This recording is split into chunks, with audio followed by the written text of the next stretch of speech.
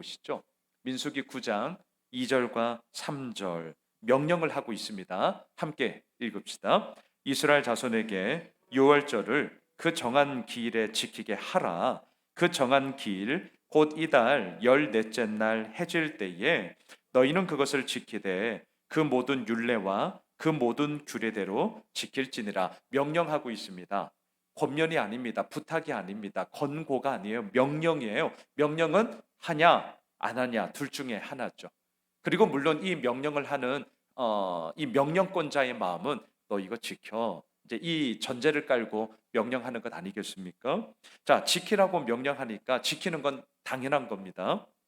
그런데 오늘 이 저녁 우리가 좀 나누고자 할 것은 이왕 지킬 것 같으면 제대로 알고 지키자. 이제 이거예요. 제대로 알고 지키자.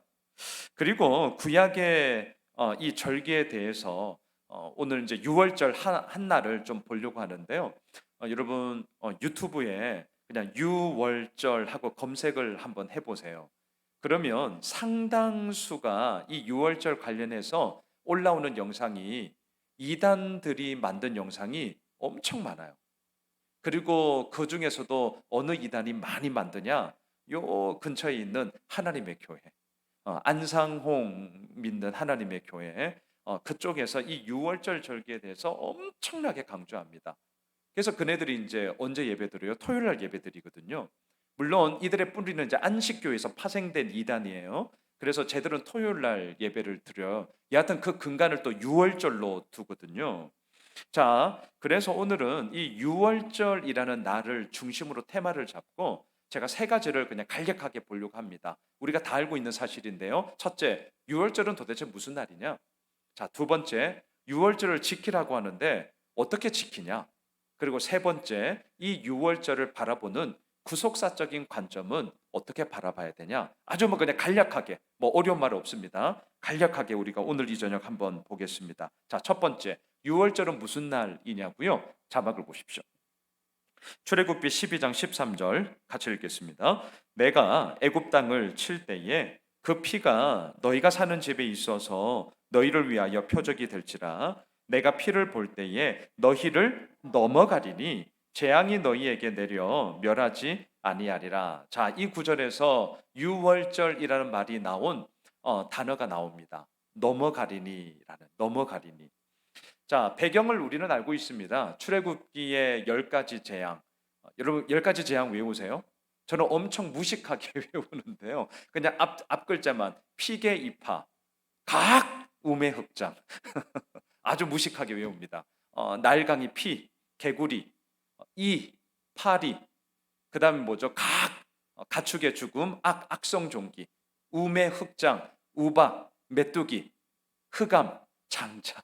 그냥 앞글자만 따서 그냥 이렇게 외우고 있어요. 문에 어린 양의 피가 있으면 어떻게 됩니까? 넘어간다. 무엇이요? 죽음의 재앙이 넘어간다.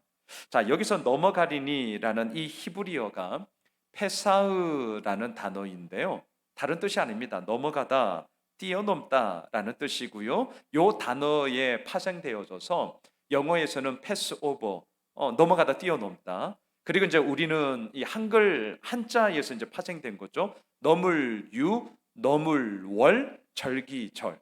넘고 넘다, 유월절, 넘는다라는 뜻입니다. 이 넘어가리니 단어를 통해서 이제 유월절이라는 절기가 생기기 시작한 거죠. 죽음의 재앙이 넘어갔습니다. 그리고 이 죽음의 재앙이 넘어간 유월절 사건은 430년 애굽의 억압과 압제에서 벗어나 이제는 하나님이 약속하신 가나안 땅으로 들어가게 되는 출애굽의 결정적인 사건이 되는 것이죠. 자, 그래서 첫 번째, 유월절은 무슨 날이냐고요? 단어적으로 말하면 넘어가다. 무엇이? 죽음의 제약이. 하지만 이걸 좀 더 의미 부여를 해봅시다. 유월절은 무슨 날이냐고요? 억압과 압제를 벗어나 자유와 해방을 맞이한 날이죠. 유월절은 무슨 날이냐고요? 죽음의 재앙을 벗어나 생명의 역사가 이루어진 날. 자, 이게 이제 유월절입니다. 자, 두 번째. 이 유월절을 어떻게 지켜야 합니까? 자막을 계속 보십시오. 좀 길긴 한데요. 쭉 읽으면서 제가 좀 설명을 드리겠습니다. 출애굽기 12장 5절부터 11절을 쭉 읽으면서 어떻게 지내야 되느냐를 단번에 보실 수 있습니다. 함께 읽겠습니다. 너희 어린 양은 흠없고 1년 된 수컷으로 하되 양이나 염소 중에서 취하고 이달 열 나흔 날까지 간직하였다가 해질 때에 이스라엘 회중이 그 양을 잡고, 자 우선 여기서 끊을게요. 6월절은요 1월 14일 날, 그리고 이거는 좀 상식적으로 알면 좋겠는데요, 유대인들의 시간 개념에서 하루의 시작은 해질 때부터입니다. 우리는 동틀 때잖아요. 유대인들은 해질 때가 새로운 날의 시작이에요. 그래서 1월 14일 해질 때에 이제 이 6월절이 시작이 되는 거죠. 계속 읽겠습니다. 그 피를 양을 먹을 집 좌우 문설주와 인방에 바르고 그 밤에 그 고기를 불에 구워 무교병과 쓴 나물과 아울러 먹되 날 것으로나 물에 삶아서 먹지 말고 머리와 다리와 내장을 다 불에 구워 먹고 아침까지 남겨두지 말며 아침까지 남은 것은 곧 불사르라. 너희는 그것을 이렇게 먹을지니 허리에 띠를 띠고 발에 신을 신고 손에 지팡이를 잡고 급히 먹으라. 이것이 여호와의 유월절이니라. 자, 이게 유월절을 지키는 거예요. 뭐 어려운 것 하나도 없습니다. 자, 그러면서 이렇게 지키는 유월절 기간이 며칠이나 되냐고요? 계속 자막을 보십시오. 출애굽기 12장 15, 16절 읽겠습니다. 너희는 이래 동안 무교병을 먹을지니 그 첫날에 누룩을 너희 집에서 제하라. 무릇 첫날부터 일곱째 날까지 유교병을 먹는 자는 이스라엘에서 끊어지리라. 너희에게 첫날에도 성회요 일곱째 날에도 성회가 되리니 너희는 이 두 날에는 아무 일도 하지 말고 각자의 먹을 것만 갖출 기진다. 예, 이렇게 지키면 되는 거예요. 7일 동안 하루로 끝내지 않습니다. 그래서 1월 14일부터 시작해서 15일까지가 유교절, 유월절, 그리고 그 이후 일주일간 연결되어지는 게 무교병, 이스트가 없는 떡을 먹었다 해서 무교절, 이렇게 우리가 일주일간을 함께 묵게 되는 것이죠. 자, 보십시오. 방금 제가 인용한 게 출애굽기 12장이에요. 유월절을 지키다라고 성경에서 명시적으로 기록되어져 있는 첫 번째 본문이 이제 출애굽기 12장이란 말이죠. 그러면 이제 잘 보세요. 두 번째로 유월절을 지키다라고 성경에서 명시적으로 나오는 본문이 어디냐면 그게 이제 우리가 읽는 민수기 9장 1절 2절입니다. 자, 자막을 다시 한번 보셔요. 애굽 땅에서 나온 다음의 첫째 달에 여호와께서 시내 광야에서 모세에게 말씀하여 이르시되 이스라엘 자손에게 유월절을 그 정한 기일에 지키게 하라. 그래서 지켰어요. 자, 다시요. 유월절을 지켜라 라고 성경에서 명시적으로 기록된 두 번째 본문이 민수기 9장입니다. 자, 첫 번째는 출애굽기 12장, 두 번째는 민수기 9장이에요. 그러면 자, 이제 세 번째로 한번 가봅시다. 명시적으로 유월절을 지키는 본문이 어디에 나오느냐? 자막을 보십시오. 여호수아 5장 10절이에요. 같이 읽읍시다. 이스라엘 자손들이 길갈에 진쳤고 그달 14일 저녁에는 여리고 평지에서 유월절을 지켰으며. 자, 이제 조금 뭔가 약간 의아함이 지금 드셔야 돼요. 자, 왜냐하면 시간적 흐름을 한번 보시죠. 두 번째 유월절을 지키다라고 성경에서 명시적으로 기록되어 있는 것은 지금 오늘 우리가 보고 있는 민수기 9장, 정확하게 말하면 출애굽 2년차 1월 14일이에요. 그런데 제가 세 번째 유월절을 지켰다라고 명시적으로 기록된 본문이 방금 읽었던 여호수아 5장이에요. 여러분, 여호수아 5장은요 광야 40년 시간이 끝나고 요단강을 건넌 이후죠. 그러면 민수기 9장에서는 출애굽 2년차 1월 14일인데 시간적 흐름을 보면 여호수아 5장은 38년이 지난 후에 지금 이 기록이 나온단 말이죠. 그럼 이제 우리는 질문하게 됩니다. 그럼 뭐지? 그러면 광야 나머지 38년 동안은 유월절을 안 지켰나? 너무나 당연한 질문이 들게 되죠. 제 생각에는 그러니까 성경에는 명시적으로는 나오지는 않지만 지켰을 거예요. 지켰을 겁니다. 왜냐하면 유월절은 분명히 레위기에서 또는 출애굽기에서 이스라엘 백성들이 반드시 지켜야 될 3대 절기 가운데 첫 번째 스타트를 끊는 거기 때문에 성경에서 명시적으로 기록된 것은 출애굽기 12장, 민수기 9장, 여호수아 5장 이렇게 갔지만 그 사이 광야 생활에서 이들은 지켰을 거예요. 자, 여기서 이제 하나만 더 나가 봅시다. 네 번째로 유월절을 지켰다라고 명시적으로 기록된 본문이 어디냐? 이 본문은 더 놀라실 거예요. 자막을 보십시오. 어디에 나오냐면 그것도 열왕기 하예요. 지금 시간이 막 팍팍팍 넘어가는 거 지금 보셔야 됩니다. 자, 저와 함께 같이 읽어봅시다. 시작. 왕이 뭇 백성에게 명령하여 이르되 이 언약책에 기록된 대로 너희의 하나님 여호와를 위하여 유월절을 지키라 하매 사사가 이스라엘을 다스리던 시대부터 이스라엘 여러 왕의 시대와 유다 여러 왕의 시대에 이렇게 유월절을 지킨 일이 없었더니 요시야 왕 18째 해에 예루살렘에서 여호와 앞에 이 유월절을 지켰더라. 엄청 지금 의아해 하실 거예요. 요 바로 앞절을 좀 띄워 주세요. 바로 앞절. 네. 사사가 이스라엘을 다스리는 시대 언제예요? 사사기. 여호수아 끝나고 사사기잖아요. 자, 잘 보세요. 사사기. 그리고 이제 왕정 시대로 넘어가요. 그러면 자, 질문. 지금 얼핏 이 구절을 보면 이렇게 유월절을 지킨 일이 없었다. 다윗이 그러면 안 지켰나요? 그 믿음의 지혜로운 왕 솔로몬이 유월절을 안 지킨 거예요? 여러분 이런 질문이 든단 말입니다. 자, 이 부분에 대해서 우리는 어떻게 해석을 해야 되느냐? 잘 보시면 이렇게 유월절을 지킨 일이 없었다라고 할 때 이렇게는 뭐냐?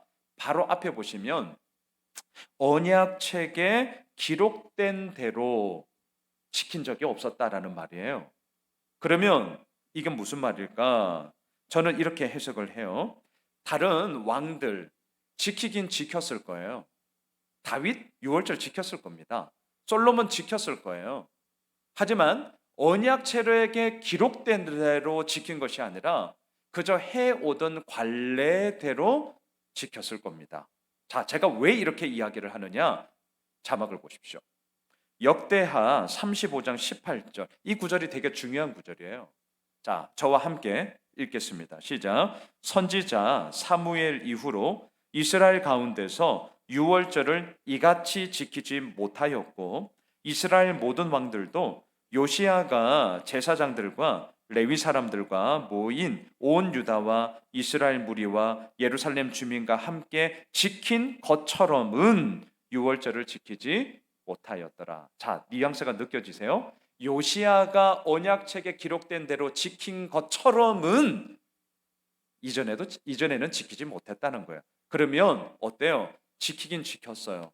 하지만 정말 언약책에 기록된 대로 정확하게 지키지는 않았구나. 관례대로 해오던 대로 그냥 뭐 그런 거지 뭐 1월 14일이야? 그럼 이제 어린 양 잡아야겠네. 뭐 이런 거예요.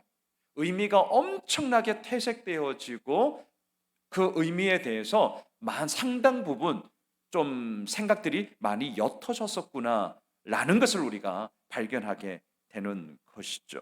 자, 이처럼 두 번째, 유월절을 어떻게 지키느냐? 좀 빠르게 제가 구절을 읽었습니다만 1월 14일 해 질 때 어린 양을 잡아서 삶아 먹으면 안 돼요. 다 구워 먹어야 되고요. 남은 거는 불에 다 태워야 합니다. 그리고 언약책에 기록된 대로 다시금 유월절을 지키는 재정비가 요시야 왕 때에 이루어졌구나. 자, 이걸 확인하게 됩니다. 자, 세 번째, 유월절을 이제 구속사적인 관점으로 우리가 한번 보시죠. 유월절의 희생 제물은 1년 된 어린 순양이었습니다. 그렇다면 예수님은 이 땅 가운데 이런 찬양도 있잖아요. 유월절 어린 양의 피로 나의 죄가 다 사해졌네 라는 이 찬양이 있어요. 예수님은 유월절 어린 양의 모습으로 이 땅 가운데 오셨단 말이죠. 자막을 보십시오. 요한복음 1장 29절 우리 같이 읽읍시다. 이튿날 요한이 예수께서 자기에게 나아오심을 보고 이르되 보라 세상 죄를 지고 가는 하나님의 어린 양이로다. 자, 예수 그리스도를 일컬어서 세례 요한은 말합니다. 세상의 죄를 지고 가는 하나님의 어린 양이다. 왜 어린 양이라는 표현을 했냐? 이제 6월절과 연결이 되셔야 됩니다. 하나만 더 보시죠. 고린도전서 5장 7절입니다. 같이 읽읍시다. 너희는 누룩 없는 자인데 새 덩어리가 되기 위하여 묵은 누룩을 내버리라. 우리의 유월절 양 곧 그리스도께서 희생되셨느니라. 예, 이게 바로 이제 유월절을 바라보면서 우리가 구속사적인 관점으로 예수 그리스도와 연결을 해야 되는 근거가 되는 것이죠. 유월절 어린 양으로 예수 그리스도께서 오셨고요, 세상의 모든 죄를 다 사하여 주셨다. 그리고 이제 이 유월절 어린 양으로 오신 예수님의 십자가 죽음으로 말미암아 우리는 더 이상 어린 양 안 잡아도 되죠. 이유가 있습니다. 마지막인데요, 히브리서로 가보시죠. 같이 읽겠습니다.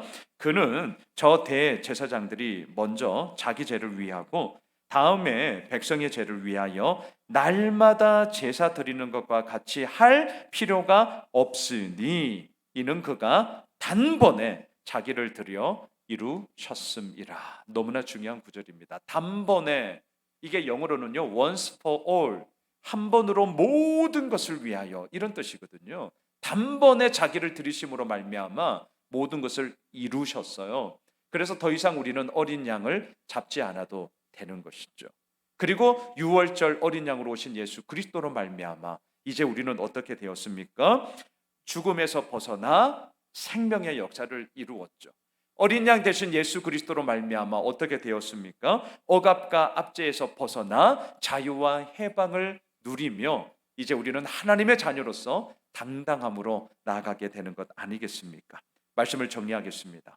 유월절을 지켜라. 자, 이제 그러면 우리는 유월절을 어떻게 지켜야 하는 것일까요? 양 안 잡아도 되거든요. 유월절을 지킨다는 것은 뭘까? 저는 딱 한 문장으로 정리하겠습니다.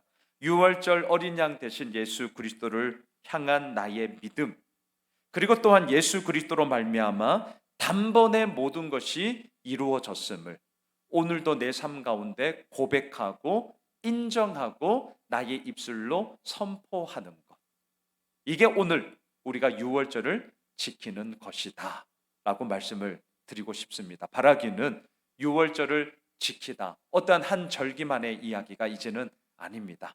그 예수 그리스도로 말미암아 우리가 하나님의 복된 자녀가 되었기에 오늘도 그 예수 그리스도를 믿고 또한 그 예수 그리스도로 말미암아 자유와 해방과 죽음에서 벗어난 생명의 역사가 이루어졌음을 오늘도 고백하며 그 주님 앞에 나아가는 우리 모두가 되길 주님의 이름으로 축복합니다.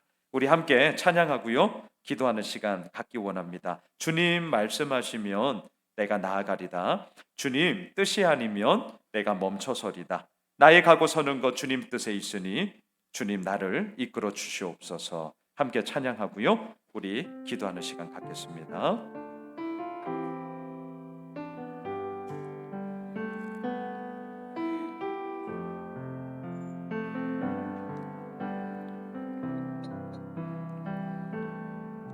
주님 말씀